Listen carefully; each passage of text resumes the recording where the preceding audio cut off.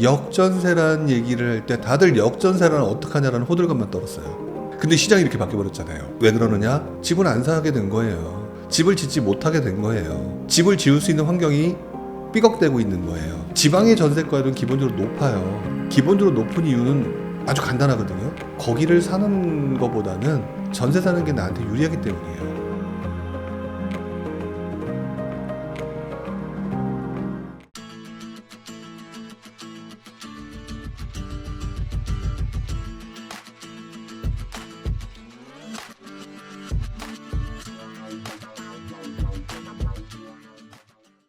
오르고 있는 건 맞죠. 오르고 있는 건 맞는데 오르는 얘기를 하기 전에 작년 생각을 해봐야 돼요. 작년에 이슈가 뭐였었느냐? 역전세란이었어요. 지금 기억 하나도 못할 거예요. 작년에 역전세라는 얘기를 할 때 다들 역전세라는 어떡하냐라는 호들갑만 떨었어요. 근데 시장이 이렇게 바뀌어버렸잖아요. 왜 그러느냐? 집을 안 사게 된 거예요. 집을 짓지 못하게 된 거예요. 집을 지을 수 있는 환경이 삐걱대고 있는 거예요. 당연히 전세 가격이 올라갈 수밖에 없는 거죠. 여기에 우리가 지금 간과하고 잊어버리고 넘어간 것 중에 하나가 지난 1, 2년간 전세 사기 엄청나게 문제가 많았잖아요. 그러니까 전세 사기 문제. 자, 이러다 보니까 지금 전세 가격 상승 얘기하는 것들은 다 주로 아파트 얘기를 많이 하잖아요. 뭐 빌라에 살던 사람, 이런 사람들 지금 무서워서 아파트로 넘어오려고 하는 이런 상황까지 만들어지는, 이런 시장 환경이 만들어지니까 전세 가격 상승이 좀 더 노골화된 거고요. 지금 예상하기로는 올해 이제 얼마 안 남았죠? 얼마 안 남았는데 계약갱신 청구권의 4년 도래. 이것까지 같이 맞물리고 이제 도래가 시작되면 매달 나올 거예요. 자, 그러면 4년 전과 지난 2년 동안 5%밖에 안 올렸어요. 올리고 싶겠나 안 올리고 싶겠나? 당연히 올리고 싶겠죠. 즉 시장 환경과 여러 가지 여건들이 전세 가격 상승을 지금 만들고 있어요. 현재로서는 뭐 답이 없죠. 올라갈 가능성이 매우 높다고 보여져요. 기본적으로 빌라는 지금 전세 사기 문제 때문에 좀 그렇다고 했잖아요. 근데 이것도 시차를 두고 바뀔 가능성이 높아요. 왜냐하면 이것도 사람의 본능인데 처음에 무슨 문제가 있다. 그럼 피하고 싶잖아요. 피하고 싶은데 그 피해서 넘어가는 대상이 너무 비싸. 그럼 다시 어떻게 될까요? 돌아와야 돼요. 그렇다고 텐트 치고 살 수는 없잖아요. 그렇기 때문에 시차를 두고 빌라까지 번져갈 수 있는 상황이 만들어진다고 보여져요. 문제는 투자의 가장 기본적인 요소가 입지와 상품이에요. 빌라는 어디에 속할까요? 상중, 하중에서. 하 쪽이죠. 하는 나중에 움직이고 그 시기가 떨어지면 또 떨어질 수도 있는 거거든요. 그러니까 굳이 그렇게 움직이는 거는 좀 아니다라고 보여지고요. 오히려 상급지, 중급지에 해당되는 지역에 아파트 상품을 조금 더 선택하는 게 현재로서는 제일 유리해 보이긴 해요. 뭐 필요에 따라서는 뭐 오피스텔도 있겠지만 그래도 일반화시켜서 얘기한다면 그래도 아파트에 조금 더 포커스를 맞추시는 게 훨씬 더 유리해 보인다. 당연하죠. 많은 분들이 지금 거기서 주저하는 게 뭐냐면 지난 10년간의 상승장의 경험과 잔상을 투영해서 보면 서울의 신축이가 엄청나게 올랐거든요. 그러니까 지금 주저하는 거예요. 주저하는 거거든요. 근데 그거는 내가 본 내 눈의 결과물이지 앞으로 그렇게 된다는 얘기가 아니거든요. 그거를 갖다 깨버리셔야 돼, 빨리. 깨버리셔야 되거든요. 근데 여전히 잔상이 남아서 그런 거예요. 근데 그냥 상식적으로 한번 생각을 해보자고요. 상식적으로. 왜 지금 이거에 대해서 이렇게 얘기를 하느냐? 서울의 신축 아파트가 지금 여러분들 그 기사를 구축 아파트 기사보다 신축 기사를 많이 봤을 거예요. 분양가 엄청나게 올랐죠. 엄청나게 올랐는데 처음엔 분양이 잘 되다가 요즘에 어때요? 뜨뜻미지근해지는 상황이 만들어졌죠. 너무 비싼 거예요. 이런 돈을 주고 들어가서 살래니 더 오를 수 있을까라는 의문이 들기 시작했으니까 그런 행동을 보이는 거란 말이에요.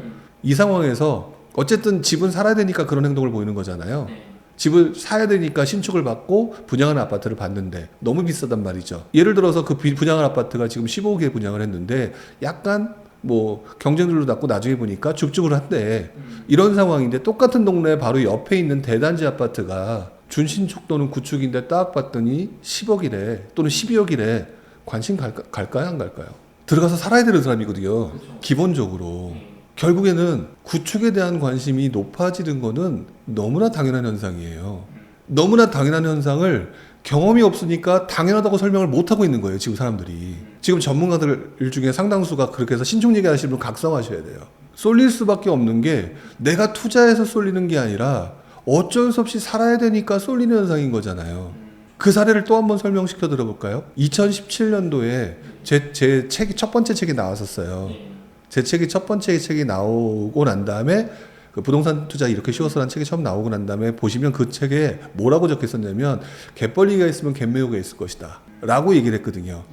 신축에서 구축으로 넘어간다. 근데 재밌는 거는요, 제 책에 분명히 그렇게 써놨음에도 불구하고 2019년, 18년, 19년도에 인기 상품이 뭐였는지 아세요? 서울의 신축이었어요. 그때 나왔던 책들 전부 다 서울의 신축 사라 뭐 이런 내용이었어요. 그러니까 제가 좀 답답했거든요. 당연히 서울의 신축 좋아하지. 너무 많이 오르면 돈 못 가진 사람, 부족한 사람은 그 다음 장소로 이동하는데 서울과 수도권에는 수요가 풍부해. 지금 와서 보니까 구축 다 올랐잖아요.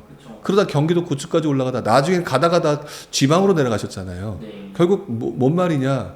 이 사회적 현상들을 자세히 보게 되면 처음에는 가장 좋은 입지와 상품을 찾죠. 그 다음부터는 대안을 찾는다고요. 마찬가지로 지금 현재 사람들이 서울의 신축의 똘똘한 채를 계속해서 뒤지고 찾다가 이제 조금씩 힘들어진 거예요. 더더구나 살려고 막 고민하는데 전세 얘기가 나와. 전세를 갈까? 싸니까? 근데 또 전세 가격이 오른대. 그러면 이분들이 어떤 선택을 할까? 잘 생각해 보게 되면은요, 이미 신축의 수요는 주춤해졌어요. 너무 비싸니까.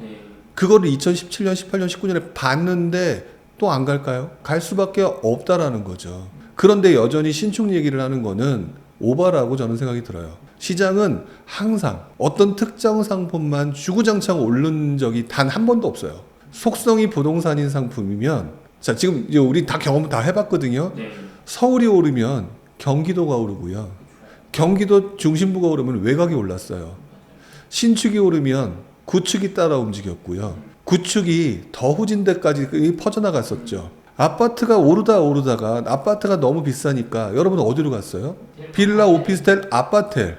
이왕이면 빌라, 오피스텔 가기 전에 아파텔로 갔죠. 자, 이게 우리가 지난 10년 동안 봤던 현상인데 내가 얼마나 시장을 제대로 안 보고 있는지가 여기서 나타나는 거죠. 이것들을 한번 쭉 보고 나면은요, 투자처가 되게 많은 거거든요. 그러면 내가 투자를 하겠다. 서울의 신축이 좋은 거 다 알고 있는데 서울의 신축이 많이 오르면 그 대상물을 보는 사람들이 어떤 행동을 펼칠까가 중요한 거거든요. 그래서 저는 지금 전세 가격이 이렇게 올라가잖아요. 그러면 전세도 마찬가지예요. 전세가 이렇게 올라가게 되면 이왕이면 서울에 신축 살고 싶겠죠.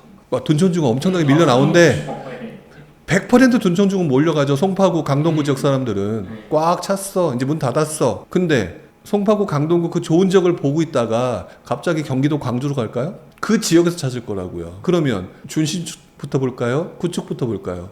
예, 준신축부터 보면서 구축으로 넘어가겠죠. 그러다가 강동구와 송파구에 그런 물건이 없으면 동네를 바꾸겠죠. 이게 너무너무 당연한 현상인데 여전히 신축만 달린다라고 얘기하는 거는 어불성설이에요. 물론 우리 초반에도 잠깐 얘기했지만 내 가오에 차지 않죠. 가오에 차지 않기 때문에 또다시 공부해서 다른 좋은 데를 찾으려고 노력하게 돼 있어요.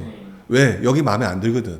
그게 실력이에요. 실력이 는다고요. 아, 막말로. 그리고 꾸준히 노력하다가 애들도 크고 그랬는데 내가 나중에 진짜 내가 최종 목표라는 동네에 살게 됐다. 정말 행복한 거거든요. 지금 들어가서 뭐 할 건데요? 돈도 없는데. 잘못 들어갔다 영끌에다 망가지긴 하지. 자연스럽게 올라가는 게 저는 제일 중요하다고 봐요. 맞는 얘기죠. 왜? 지금 전세 가격이 올라가는데 전세 가격이 올라가서 적게 살 수 있는데 싸게 살 수 있는데 누가 비싼 돈 주고 다른 걸 투자를 하겠어요. 이왕이면 싸게 사서 비싸게 파는 거, 이왕이면 적게 사서 많이 오르는 거, 이런 걸 원하는 거잖아요. 그러니까 그건 맞는 거예요. 그러니까 또 사람들이 막 허겁지겁 그런데 또 요즘에 그런 얘기 했더니 또 조급하게 또 이렇게 움직이시 있는데 한 가지 착각하고 있는 게 있어요. 정부가 풀어줬냐고요. 뭐 1주택자가 단계를 올려서 한 채를 하는 것 자체는 뭐 오케이인데 사실 갭 투자가 활성화되는 시장은요, 다주택자들이 게임 체인저로 등장해야 돼요. 전세 갭 투자 관련된 책들 다 보시면 아시겠지만 다 다주택자였지 1주택자가 책 쓴 사람은 없을 거예요. 즉 뭐냐면 다주택자들이 등장하는 시기와 상황이 만들어져야 돼요. 전세 갭 투자가 최전성기에 있었던 시장을 돌아보면 항상 다주택자 규제 완화라고 하는, 그래서 집을 사줬으면 좋겠다라고 하는 정책의 방향성이 만들어졌을 때예요. 이때 전세를 끼고 집을 사는 시장이 활성화되고 선도 투자자들이 막 움직이게 되면서 그다음에 후발 투자자들, 실수요자들이 막 등장하면서 투자자화되는 거거든요. 그런 시장이 만들어져야 되는 거고요. 근데 지금은 아직 그게 만들어졌다라고 보기는 어려워요. 어려운 게 아니라 안 만들어졌죠. 지금 전세가율이 그렇게 높지도 않아요. 지금 여러분들 머릿속에는 8, 90%를 생각하고 계실 건데 뭐 그건 제가 볼 때는 너무 오바고, 어쨌든 그래서 사고 싶은데 다들 뭐라고 얘기하는 줄 아세요? 아, 이놈의 규제 때문에. 다 이렇게 얘기하고 계시다는 거죠. 그렇기 때문에 이 시장이 전세 가격이 상승하게 되면서 지금 본인이 생각하고 있는 전세갭 투자가 맞을까? 될까? 전세갭 투자가 활성화가 되고 전성기가 올까? 올 가능성이 매우 높아요. 왜? 전세 가격이 올라가게 되면 누가 죽냐면 서민들이 죽어요. 정부는 다주택자들보다 서민을 살려야 되거든요. 서민을 살려야 되다 보니까 자독택자를 살리게 되는 거예요. 이런 상황이 만들어지는 게 정확히 언제 있었냐? 여러분들은 책에서, 갭투자 관련된 책에서 보면 2010년, 11년, 12년, 14년, 15년 갭투자 책이 2015년도에 나오기 시작했어요. 요때 나온 책들을 보셨을 건데 실제로 전세 갭투자는 예전부터 있었고, 이런 똑같은 시장이 활성화됐던 때를 돌이켜 보게 되면은 아까 IMF 직후부터 2023년도까지 이때도 전세갭 투자가 난리였었어요. 근데 그때 보면 김대중 대통령 시절에 규제 완화였고요. 역시 마찬가지 이번에 2010년도 전후에도 이분들을 규제를 완화했고 일치되는 환경이 만들어졌다고요. 근데 이 부분에 대해서 언급들을 안 하세요. 갭투자 전문가분들이. 왜 얘기를 안 하는지 모르겠어요. 이게 핵심인데. 이게 핵심이고 이게 포인트인데 이거 없이 그냥 갭 적은 데만 얘기하고 있는. 그렇죠. 무조건 오르는 게 아닌데 무조건 착각하고 있는 거예요. 그리고 제가 좀 걱정인 게 제가 말하는 내용도 정확히 이해를 못하고 제 말을 받아들이는 경우도 있는 것 같기는 해요. 근데 어쨌든 자 보시면 지방의 전세가율은 기본적으로 높아요. 기본적으로 높은 이유는 아주 간단하거든요. 거기를 사는 것보다는 전세 사는 게 나한테 유리하기 때문이에요. 물론 이제 나름대로 지방 대도시들 중에서도 전세가율 높은 데가 분명히 있긴 있죠. 그거는 서울과 수도권하고 비교해서 그런 부분인 거고, 근데 지방 중소도시와 대도시를 비교해 보게 되면은요, 기본적으로 중소도시가 훨씬 더 높아요. 조금 더 높아요. 왜 그러느냐? 사기보다는 살기를 원하는 거거든요. 이 말은 바꿔 말하면 안 사고 싶다예요. 안 사고 싶은 것들이 집값이 오르는 게 논리적으로 맞나요? 안 사고 싶은 게 집값이 오른다? 전세갭이 높다고 집값이 오르는 게 아니라 전세갭이 높은 게 발화점이 되는 거예요. 전세갭이 높다라는 거는 전세갭 투자의 굉장히 효율적인 투자 방법 중에 하나잖아요.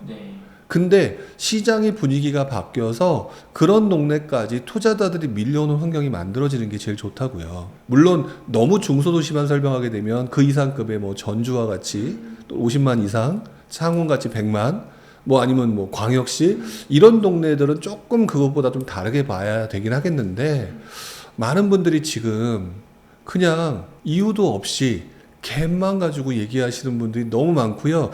갭만 얘기하는 사람은 저는 전문가가 아니라고 생각해요. 운이 좋아서 돈 좀 벌었나 보다. 뭐 똑같이 갈 수는 없겠죠. 똑같이 갈 수는 없는데 과거 사례를 인과관계로 쫙 한번 설명을 해드려 보면 예상은 좀 되실 거예요. 일단 전세 가격이 올라가는 시기 전에, 전세 가격이 올라간다는 얘기는 공급이 부족하다는 얘기잖아요. 그 직전에 무슨 일이 있었나를 걸 잘 보게 되면은 기본적으로 상승장이 항상 있었어요. 그래서 집값이 너무 비쌌어. 그러다가 막 살려고 몰려들었다가 분위기가 꺾이는 여러 가지 이유를 인해서 꺾여가지고 공급이 갑자기 중단된다거나, 그러면 건설사들이 되게 분위기가 안 좋아요. 이번에 PF 대출 때문에 되게 힘들었잖아요. 아까 말씀드렸던 전세 가격이 상승했던 2010년도부터 2014년도 사이에 금융위기 2008년 이후에 건설사들이 PF 대출 위기가 발생을 해요. 그 당시에도. 이러면서 건축을 못한다, 아파트를 짓지 못한다라면서 공급 부족이 심화됐고 사람들이 집을 안 사게 됐죠. 이러면서 전세 가격이 올라가는 상황이 지금하고 똑같아요. 똑같이 지금 현상이 나타나고 있거든요. 그랬는데 그 시점에 정부가 제일 먼저 한 거는요, 전세가율이 아직 높지가 않다 보니까 가장 큰 문제는 지금 건설사가 무너지게 생길 거거든요. 공급의 기반을 안정적으로 만들어야 되는 거거든요. 그래서 일단 먼저 건설 경기 활성화부터 나와요. 건설 경기 활성화부터 나오고 난 다음에 우리는 빨리 뭔가 대책이 나와줬으면 좋겠는데 대책이 그렇게 빨리 안 나와요. 근데 요번에도 건설 경기 작년에 9월 26일인가요? 네. 대책 딱 나오고 난 다음에 지금 1년 가까이, 1년까지는 아니지만 거의 지금 반년이 훨씬 더 넘었는데 여전히 뜨뜻미지근하죠. 네. 또 비슷한 대책이 나올 거라고 보여지고 그때도 그랬어요. 그렇게 되면서 여러 가지 상황이 만들어지겠지만 네. 일단 전세 가격이 계속 올라가면서 서민들의 아우성이 만들어질 것 같아요. 그리고 그때 만들어졌었고 그랬는데 그동안은 다주택자 규제나 이런 것들을 관심 밖이었거든요. 왜냐하면 다주택자들을 풀어줘봤자 욕만 먹는데 그런데 세입자들이 나중에 전세 가격이 미친 전세 가격이 되니까 요구사항이 바뀌어요. 살짝 바뀌어요. 저기 모르겠는데 하여튼 우리 좀 살려줘. 근데 우리를 살리려고 서민들을 살리려고 딱 보니까 방법은 두 가지밖에 없는 거예요. 빨리 집을 짓거나 아니면 집 가지고 있는 애들을 늘리거나 그래서 집을 가지고 있는 사람을 늘려서 걔네들 물건이 공급으로 나와야 되는 거죠. 물론 그 중간 단계에서 뭐 비주택 관리, 비아파트 부분 얘기가 있는데 그 부분은 일단 여기서는 좀 차치하고 이런 상황이 만들어졌는데 문제는 그거였어요. 주택을 지어도 3년 후에요. 오래 걸리잖아요. 그 시점에 결국 뭘 했느냐? 그러면 서민들을 살리기 위해서 서민들한테 나오는 집을 만들기 위해서 슬슬 풀기 시작했던 것들이 다주택자 규제 완화 부분이고요. 그 다음에 전세 사는 사람이 너무 많은 거잖아요. 네. 싸게 해줄 테니까 사 라고 해서 매매 전환으로 바뀌어요. 그러면서 취득세 완화라든지 양도소득세 완화와 관련된 부분이 이때부터 시작이 돼요. 그러니까 전세 가격 상승이라고 하는 파도가 인과관계가 명확하잖아요. 네. 아주 자연스럽게 매매 시장 활성화로 넘어가게 되는데 그 시장이 그 흔히 말하는 전세난이라고 하는 것들은 지난장 같은 경우는 2008년 후반부터 그러니까 금융위기 직후부터 전세난 얘기가 나오기 시작해요. 네. 그러면서 2014년도 9월 달에 정부가 아예 대놓고 빚내서 집 사라라는 얘기가 나올 때까지 약 한 6년, 5년, 6년 정도 시간에 걸쳐서 차근차근 이것들이 만들어져 인과관계가 만들어지고 시장 환경이 바뀌어갔거든요. 아마 이번에도 전세 가격이 상승하지만 전세가율 자체가 아직 낮기 때문에 쉽게 다주택자 매매 활성화 쪽으로 가기보다는 일단 먼저 건설 경기부터 살려서 공급을 좀 안정적으로 하게끔 만들어 놓고 난 다음에 상황이 바뀌게 되거나 좀 심각해지는 상황이 되면 조금씩 예전하고 비슷한 방식으로 흘러갈 가능성이 높다라고 생각이 들어요. 아무래도 부동산 사이클과 관련돼서 설명을 드려요. 왜냐하면 침체장, 그다음 회복장, 상승장, 다시 쇠퇴장, 그리고 또 다시 침체장 이렇게 반복되거든요. 근데 지금 제가 보는 관점으로는요. 쇠퇴장이 왔잖아요. 아까 그 처음에 우리 인터뷰할 때 초반부에 쇠퇴장 관련된 얘기를 잠깐 했었는데 쇠퇴장이란 얘기는 바꿔 말하면 약간 침체 분위기인 거고 침체 분위기란 얘기는 결국 회복을 향해서 달려가고 있는 거거든요. 이 회복장에 나타나는 현상이기 때문에 이거는 자연스럽게 들어가죠. 지금 제가 말씀드렸던 이 내용들이 다 포함되어 있고 이 부분으로 조금 더 아무래도 이제 앞으로 다 도래할 장이기 때문에 꼼꼼하게 설명을 드릴 수밖에 없는 내용일 것 같아요. 아무래도 부동산 관련된 카페나 부동산 관련된 채널에서 이야기를 하게 되는 경우와 다른 곳에서 이야기하게 될 때의 그 댓글의 반응 차이가 되게 다른 거를 저도 느껴요. 그런데 분명한 거는 이건 것 같아요. 부동산 시장도 우리가 살고 있는 시장 속에서 포함되는 자산 투자 시장이다. 그게 본질적으로 의식주 안에 들어가는 거주 시장이라고 하는 부분이 들어가기 때문에 우리가 좀 특별하게 보고 있는 부분이기도 한데 한편으로는 이 부분을 무시하거나 회피할 이유는 없을 것 같아요.